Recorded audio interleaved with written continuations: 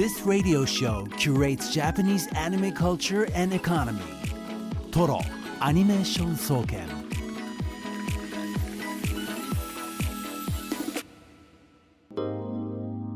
From essential recommendations to obscure trivia, this is Ryota Fujitsu's Anime Lab.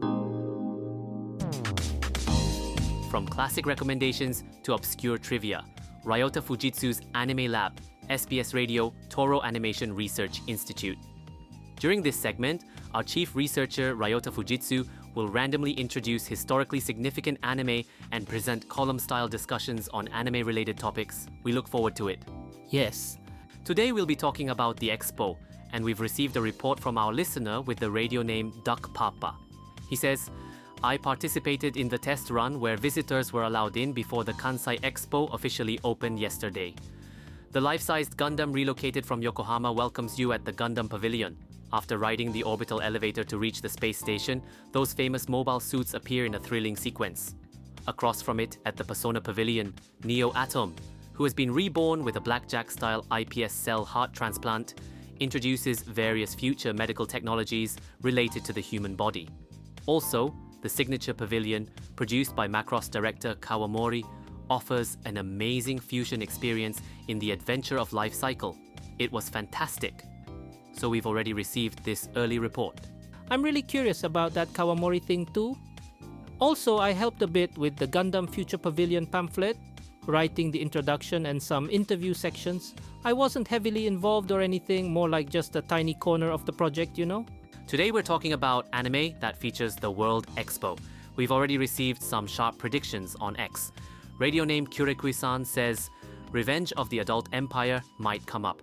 Trust-san also makes a good point, mentioning Adult Empire as well. I initially thought about introducing the Adult Empire. But the Adult Empire, you know, from Crayon Shin-chan.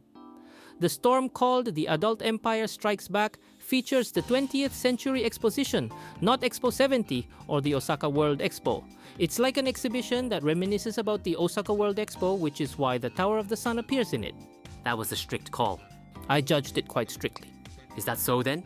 In live-action films, there's director Yoji Yamada's Family, which was actually filmed on location at the Expo site, and Gamera vs. Jiger, which captured footage inside the venue before the Expo officially opened. Both of these live-action films were released in 1970, so we have these live-action movies, but then I was trying to remember which anime featured the Expo, and it just came back to me. Sasai-san went to the Expo. Since Sasai-san began broadcasting in 1969, 1 year later, after about a year, or I'm not sure exactly how long, they visited the Expo quite soon after the show began airing. There was an episode called Sasai-san Goes to the Expo, broadcast on June 14th, 1970, where the Sasai-san family is right there at the Expo venue. The Isono and Fuguta families both enjoy the Expo together, starting with a commemorative photo in front of the Tower of the Sun. There's a bit of commotion there. Sasai says, the Tower of the Sun is so big it's hard to fit it all in the frame. And as she steps back, she accidentally gets on the down escalator. Seeing this, Masuo shouts, Sasai, that's dangerous. Just when they think Sasai might tumble down, a large African man picks her up, carries her and brings her back. Then there's this moment of, how should I thank this person? The large number of foreigners visiting the Osaka Expo was a significant topic at the time, so they included such scenes. After that, they used the moving walkway. This was one of the earliest introductions of moving walkways in Japan at the Osaka Expo, so they move around the venue on it. In the episode, they don't mention the name, but they visit the Fujipan Robot Pavilion where various robots perform music and take photos for visitors. Namihei comments that robots doing things for people seems like something out of a comic book.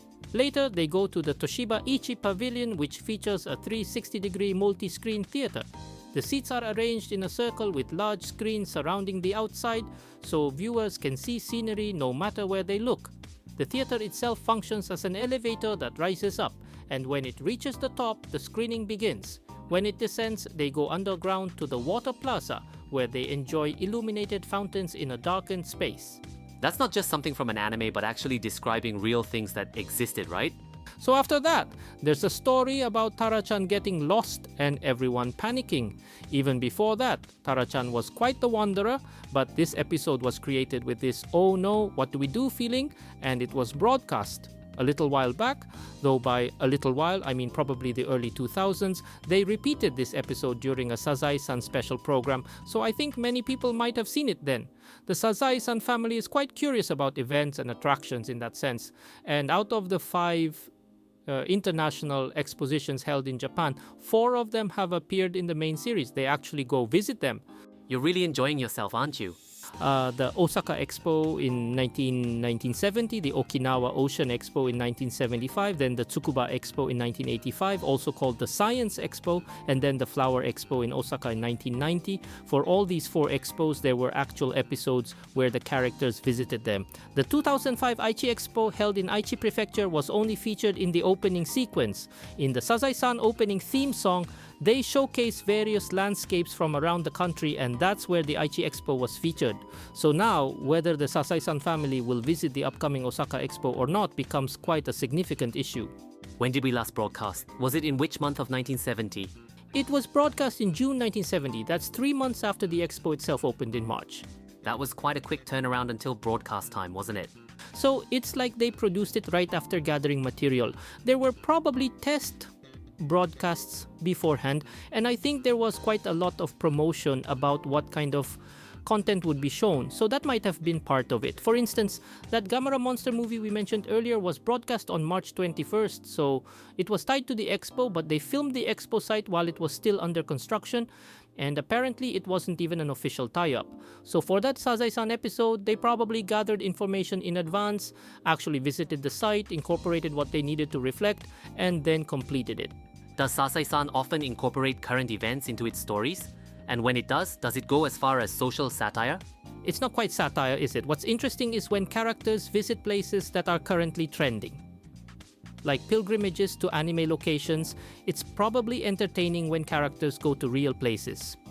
By the way, in our previous discussion about anime and railways or trains, I didn't mention much, but in the reference about anime and railway business, there was a section about railways in Sazai-san.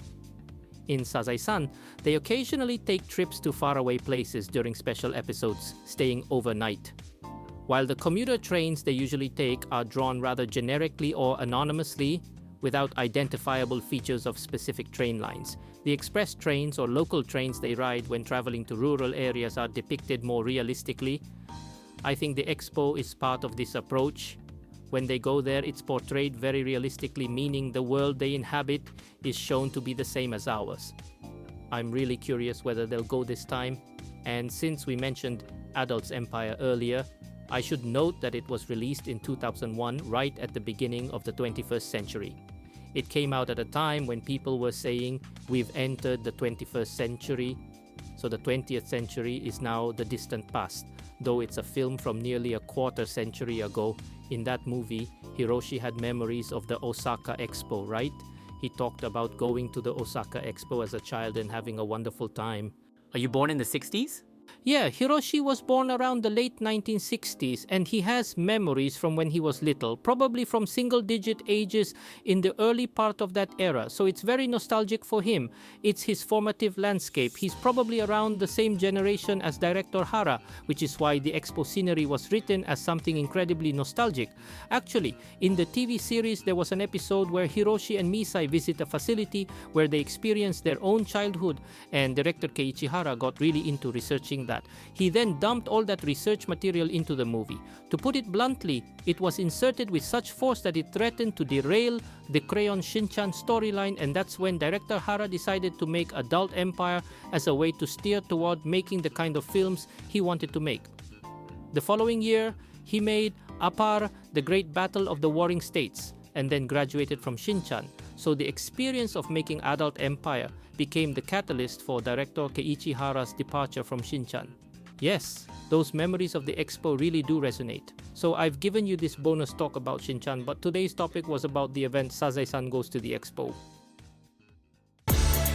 How did you enjoy this episode of SBS Radio's TORO Animation Institute? TORO Ani is broadcast live every Monday at 7 p.m. on Japan's SBS Radio. Please be sure to tune in. This has been Ryota Aoki, host of SBS Radio's TORO Animation Institute.